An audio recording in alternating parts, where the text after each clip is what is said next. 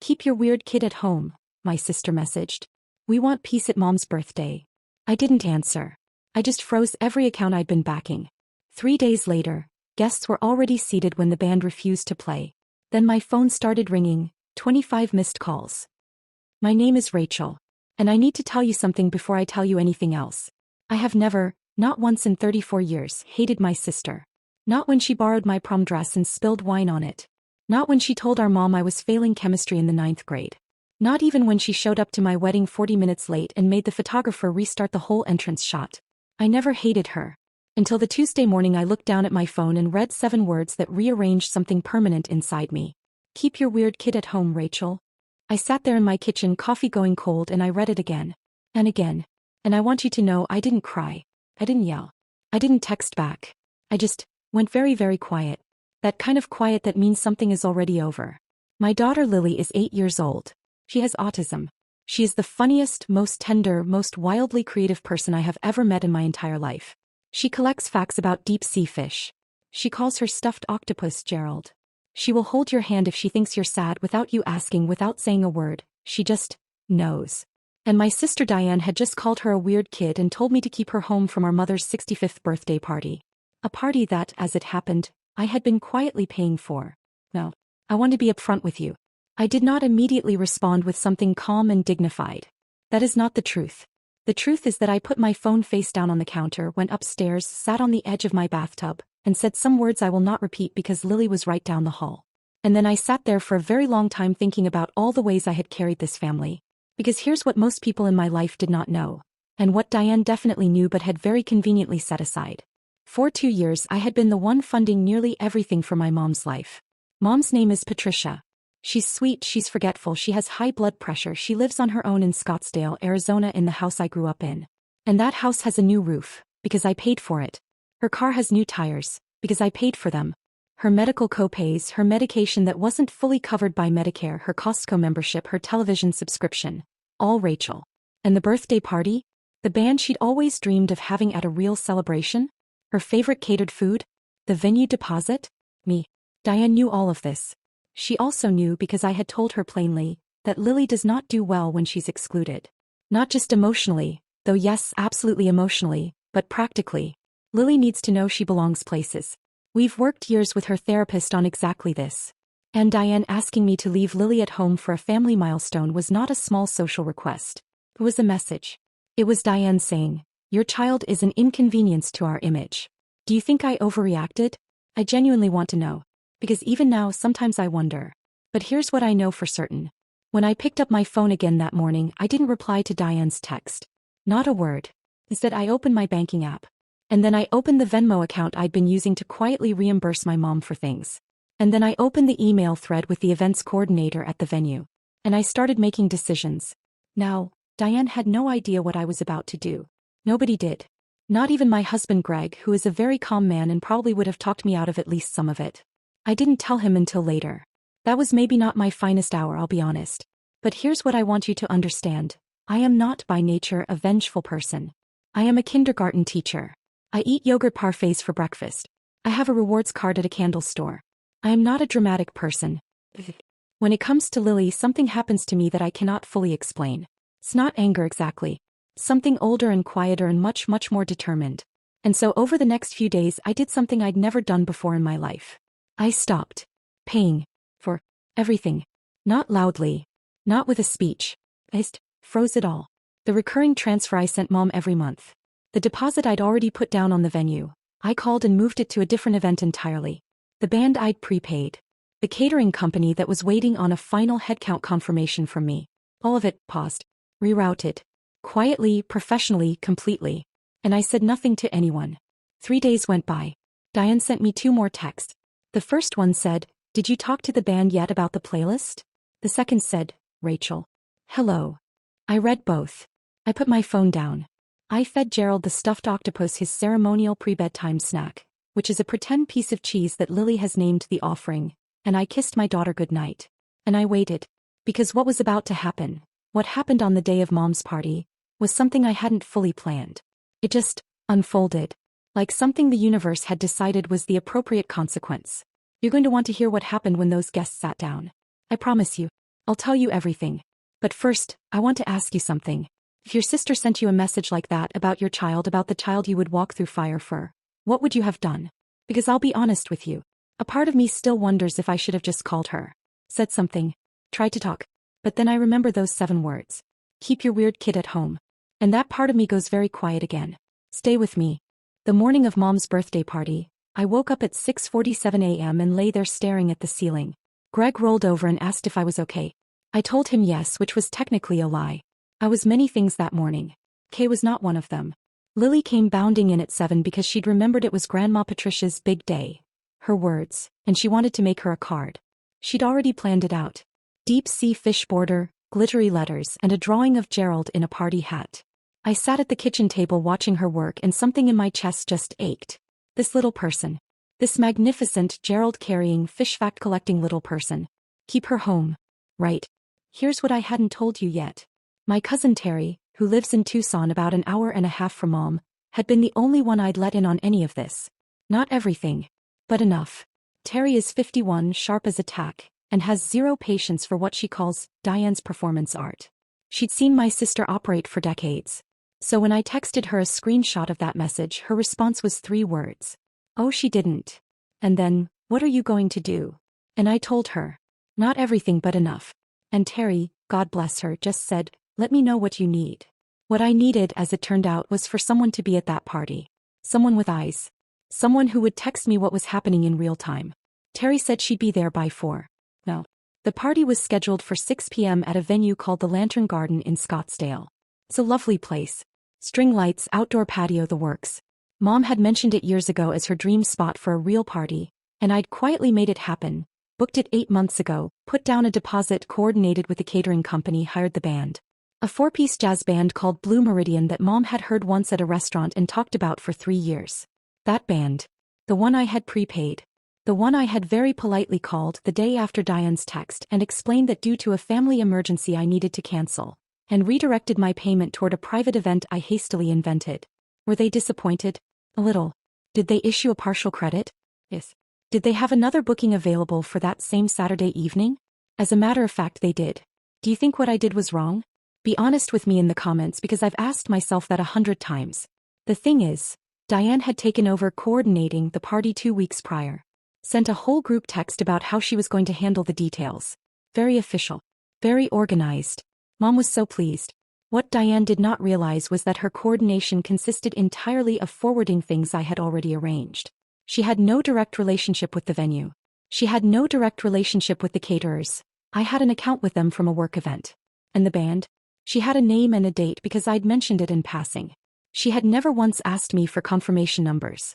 Because she assumed I was just there. Handling it. Like always. And for the first time in a very long time, I wasn't. At 5:45 p.m., Terry texted me. Guests arriving. Looks beautiful actually. Mom is glowing. Then 12 minutes later. Band's not here. Then, Diane is on the phone. She looks like she swallowed something. I sat on my couch in Phoenix with Lily asleep upstairs and Greg next to me pretending to watch a nature documentary, and I felt, I don't know how to describe it. Not happy exactly. Something more complicated than that. At 6:22 p.m. my phone rang. Diane. I let it go to voicemail. It rang again. And again. By 6:40 I had 25 missed calls. Diane, Mom's neighbor Carol, who somehow got involved. A number I didn't recognize. Probably the venue. And 6 from my mother. 6 from Mom. And that, right there, is where my certainty cracked just a little. Because whatever I felt about Diane, my mother was standing in a beautiful venue in her party dress on her 65th birthday, and something was wrong and she was calling me. I picked up on the 7th call. Rachel. Mom's voice was small. Honey. Something happened with the band. I took a breath. What I said next and what happened after, I will tell you. All of it. But I want you to know that when I heard her voice, I had exactly 2 seconds to decide what kind of person I was going to be in that moment. 2 seconds is both very short and very long. Mom, I said. I know. Silence. You know. I canceled the band. Another silence. Longer this time. And then my mother said something I genuinely did not expect. Oh, thank God. I thought I was losing my mind. I blinked. Wait, what? Rachel, that band was so loud at that restaurant. I smiled when you mentioned them because I didn't want to hurt your feelings. I've been anxious about it for weeks. She exhaled. But honey, Why did you cancel them?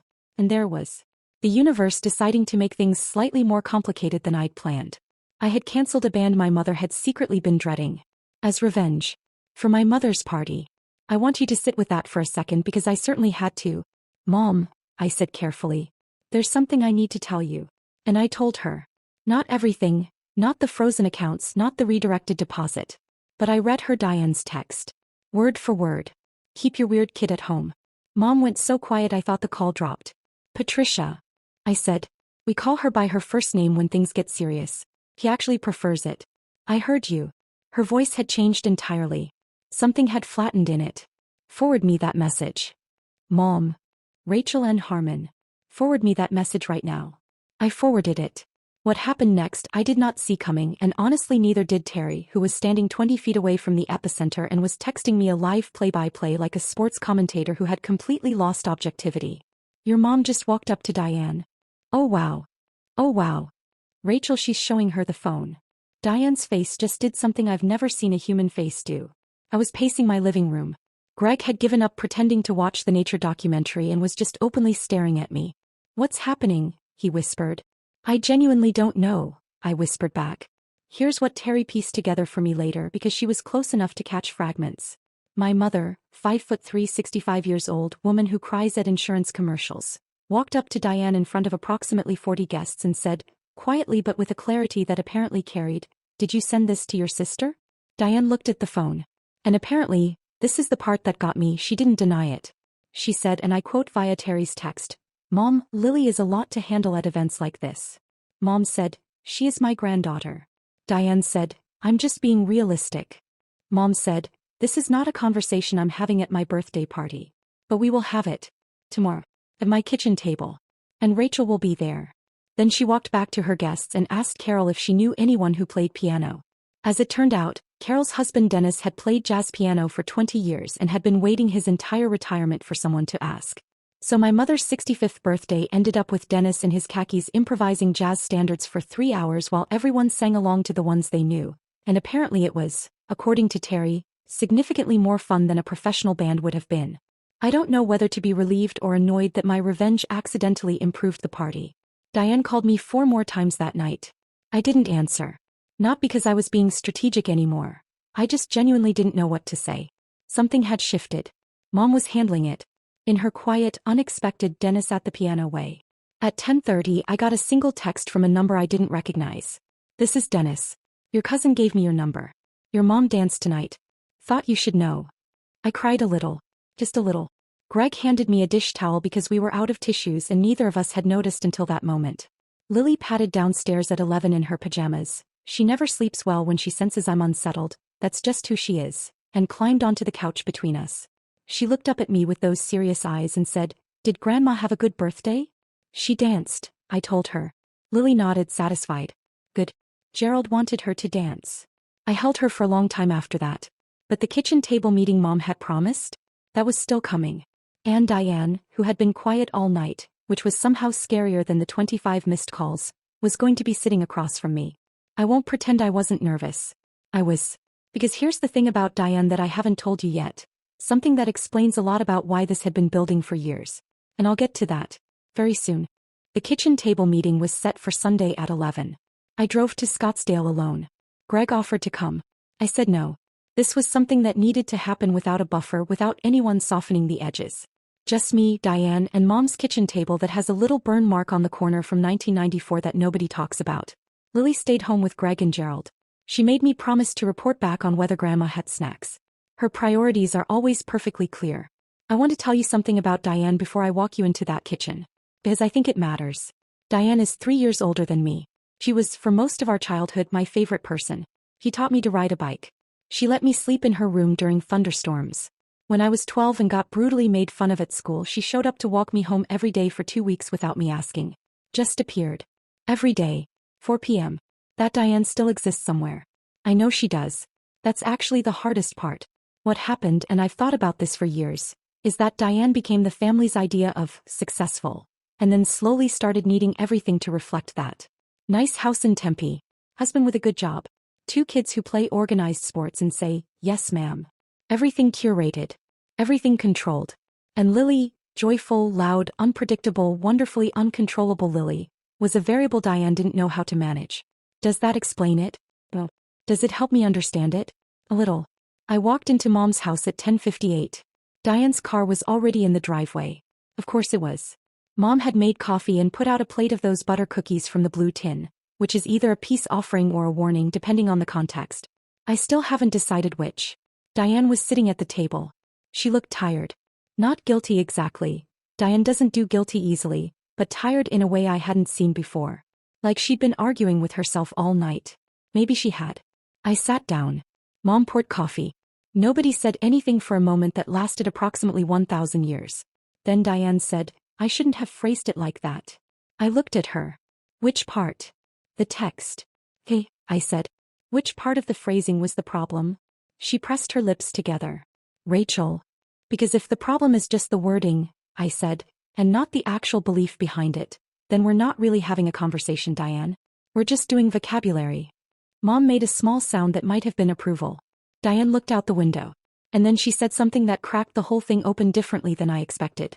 Bradley didn't come to Evan's birthday last year because of the noise. He stood outside for 40 minutes. She stopped. Evan cried the whole drive home. Bradley is Diane's younger son. He's 9. And what Diane had just described, a child standing outside overwhelmed by noise while the party went on without him, was something I recognized completely. Because Lily has done that. Lily has stood outside. Lily has cried on drives home. I stared at my sister. Diane. I set my coffee down. Does Bradley have a diagnosis? She didn't answer immediately, which was its own answer. We're still in the process, she said finally. Quietly. We've been dealing with it for about 8 months. 8 months. While I'd been paying for roof repairs and medication copays and venue deposits, my sister had been sitting with something enormous and hadn't said a single word to me. I want to ask you something. Because I was genuinely confused in that moment about what I was supposed to feel. Was I angry that she'd taken her own fear out on Lily? Yes. Was something else happening underneath that anger that I hadn't anticipated? Also yes. Mom reached over and put her hand on top of Diane's. Just rested it there. You should have told us, Mom said. Simply. No drama. Just fact. I didn't know how, Diane said. And her voice broke on the last word just slightly, and I saw the sister who showed up at 4 p.m. for 2 weeks straight flash across her face like a light through a curtain. I didn't hug her. Not yet. I wasn't there yet. But I slid the butter cookie tin toward her side of the table, which felt like a start. Here's what I need you to understand, I said. Whatever is happening with Bradley, and I want to talk about that, I genuinely do, it doesn't explain telling me to leave my daughter home. Lily knowing she belongs in this family is not negotiable. Not for a party. Not for anything. Diane nodded. Stared at the table. I know. And there's something else, I said. Something about the money I've been putting into this family that we haven't talked about openly. Ever. Diane looked up. Mom looked up. And I thought, here we go. Because what I said next I had been rehearsing for 2 years and had never once planned to actually say out loud. I took a breath and said it plainly. I have been financially supporting this family for 2 years. Mom's roof, her car, her medications, the party venue, all of it came from me. I did it quietly because I love Mom and I didn't need credit. But when you sent that text, Diane, you weren't just insulting Lily. You were insulting the person who had been holding everything together while nobody noticed. The kitchen went completely still. Diane looked like I'd switched languages mid-sentence. Mom looked like she already knew. Which it turned out she did. I know, sweetheart, Mom said quietly. And I should have acknowledged it long before now. To both of you. He turned to Diane. Your sister has been carrying something that should have been shared. That's partly on me for letting it stay invisible. Diane opened her mouth. Closed it. I didn't realize the full extent, she finally said. I know you didn't, I said. But the moment you decided Lily was too inconvenient for a family event, it became impossible to stay quiet about any of it. She nodded slowly. Then she said, Can I tell you what actually scared me? I said yes. I was scared people would look at Lily and then look at Bradley and start connecting dots I wasn't ready to discuss yet. She exhaled. I know that's not an excuse. I'm not offering it as one. Now, do you think that's enough of a reason? I turned it over for a long time. Here's where I landed. It wasn't an excuse, but it was a reason. And reasons, even insufficient ones, tell you something real about what a person is carrying. I said, I think you need to meet Lily's therapist. Diane blinked. What? Not as a patient. She's helped us understand Lily in ways that changed everything for us. If Bradley is going through something similar, you shouldn't spend another 8 months alone in it. Diane stared at me, then pressed her hand over her eyes and said, "Why are you being nice to me right now?" "I'm not being nice," I said. "I'm being your sister. There's a difference." Mom made a small sound. Definite approval. We sat at that table for 2 more hours. We talked about Bradley, about Lily, about the invisible labor that had never once been named out loud. Diane apologized, properly, specifically, not just for the wording but for what was behind it. Then she asked if she could call Lily. I said yes. But I warned her about the anglerfish. She called right there from Mom's kitchen. Within 30 seconds, Lily was explaining bioluminescence at considerable speed. Diane said, "That is genuinely terrifying and I love it." Lily laughed. That laugh she has, the one that sounds like something bubbling over. You cannot hear it and stay serious. It's physically impossible. Even Diane couldn't manage it. When she handed the phone back, she sat quietly for a moment. "She's wonderful," Diane said. "I know," I said. "I'm sorry, Rachel. I know that too. The money situation didn't fix itself in one morning. We made a plan, fair, proportional, finally spoken out loud. Mom, who turned out to have more savings than any of us knew because she is extremely sneaky about that, insisted on covering more herself. The invisible became visible. The weight got shared. 3 weeks later, Diane brought Bradley to meet Lily. He stood near the door the way overwhelmed kids do, very still, very careful. Lily walked straight up to him and held out Gerald. "He helps," she said. Like it was obvious. Bradley took Gerald and held him the entire visit. Diane cried in my kitchen. I handed her a dish towel. We are apparently out of tissues as a permanent condition of this household. Things aren't perfect. Diane and I are still rebuilding something that got quietly damaged over years. But we're doing it honestly around a burn-marked kitchen table with butter cookies and hard conversations. And Lily went to Mom's rescheduled birthday lunch the following month. Good dress, hand-drawn card, Gerald in a party hat. Mom put the card on her refrigerator. It's still there. The revenge felt satisfying for exactly one Saturday evening. But the kitchen table, that's where something real happened. Family is complicated. Sometimes it sends you 7 words that rearrange something permanent inside you. But sometimes, if you're willing to sit down and say the things that were never said, it surprises you. Diane surprised me. I'll admit that freely. If you stayed with me through all of this, thank you. Leave a comment and tell me what you think because I read everyone. Did I handle it right? Would you have done something differently? And if any part of this felt familiar, if you've ever been the one quietly holding everything together while feeling invisible, I see you. Say something so I know you're there. If this story meant something to you, a like goes a long way. And if something didn't sit right, I'd rather hear that too. Thank you for listening.